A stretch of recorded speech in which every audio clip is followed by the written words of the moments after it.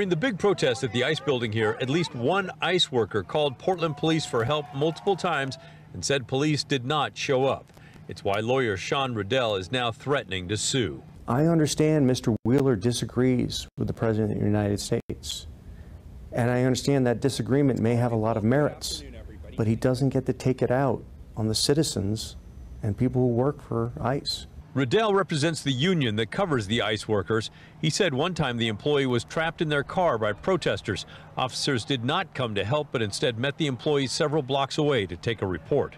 If another employee calls, if another ICE agent calls and doesn't get the services that the government is obligated to provide, then we may be forced to federal litigation. He said his clients were not interested in appearing on TV. Portland Mayor Ted Wheeler is out of town today, but he's made it clear he disagrees with ICE and especially their tactics of separating families. He said city police would not get involved in protecting the federal ICE facility from protesters. Riddell, the lawyer, argues that violates the 14th Amendment, which guarantees equal protection under the law. I think it's a tough case to make that he's violating the 14th Amendment. Lewis and Clark professor Tung Yin says the courts frown on withholding government services based on race or gender, but are pretty open to other arguments. On the streets of Portland, I found a range of thoughts on the issue. Some felt police should respond. If people are being followed to their cars, that's intimidation, and possibly assault. That is a criminal offense. But others say police were right to avoid getting entangled. As long as there wasn't any kind of violence happening, then maybe the best way would be for the police to maybe stay out of it. The ICE building here in Southwest Portland is closed now, but while they were open, there was federal protective police in front all day long, watching for protesters or other problems. Founder of one of the main protest groups here in Portland, we found out, is moving out of the state. Greg McKelvey, who started Portland Resistance, is leaving for a new job. But before he leaves, we wanted to find out what happened to the money raised to help businesses damaged in the post-election riots in 2016. Lisa Bayo talked with McKelvey this afternoon, and she joins us live from Northwest Portland. What she learned. Well, as we remember, it took weeks for that cleanup after the rioters left all that destruction in Northwest Portland right after Election Day. Now, those who organized what started off as a rally that turned into a march had promised that they would pay for some of that damage. We wanted to find out what's happened to that money. It was peaceful till it got stupid. Post-election day chaos in Portland streets. The group Portland's Resistance had started the post-election demonstration with a rally, but it turned into a march. And that's when others joined in and it turned violent. Smashed windows, damaged cars, doors of businesses wrecked, dozens arrested, and $1 million in damage.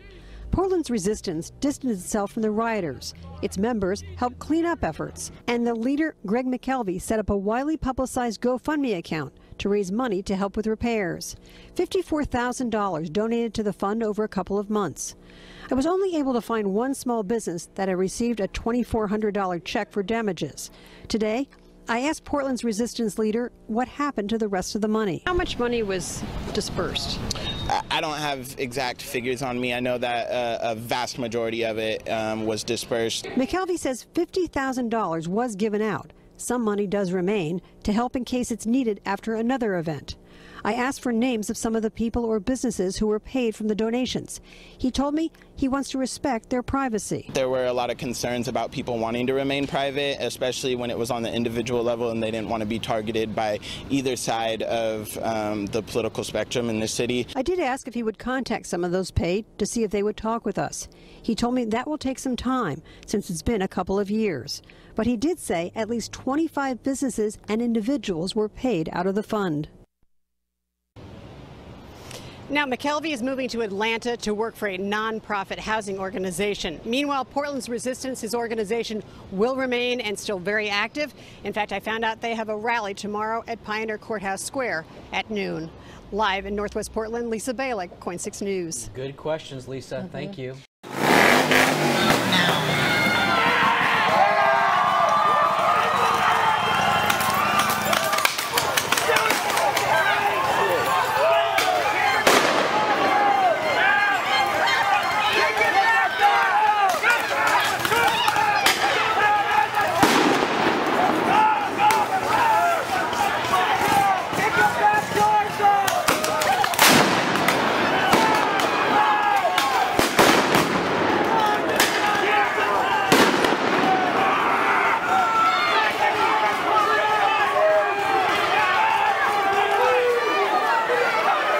Gotta get wet.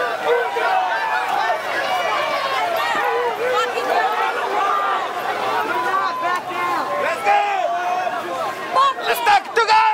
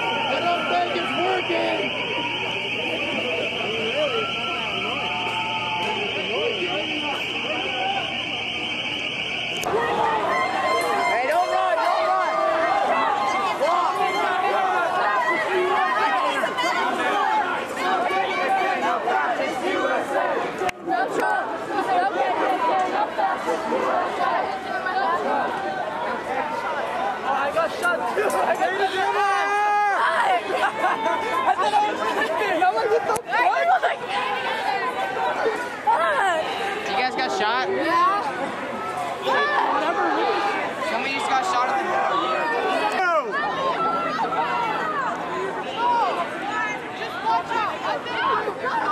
These people don't want to be a part of this. Let them through.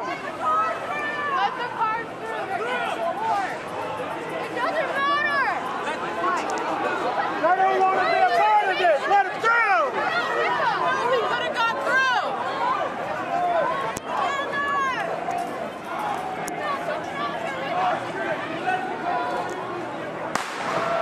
Sit in.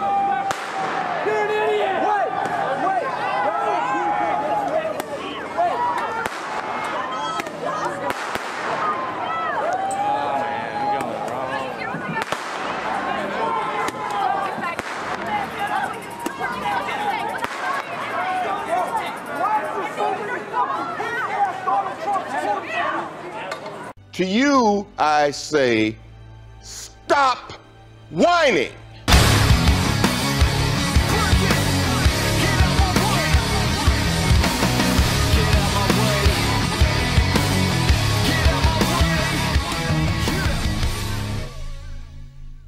I guess that was worth seeing. What? That's all you have to say?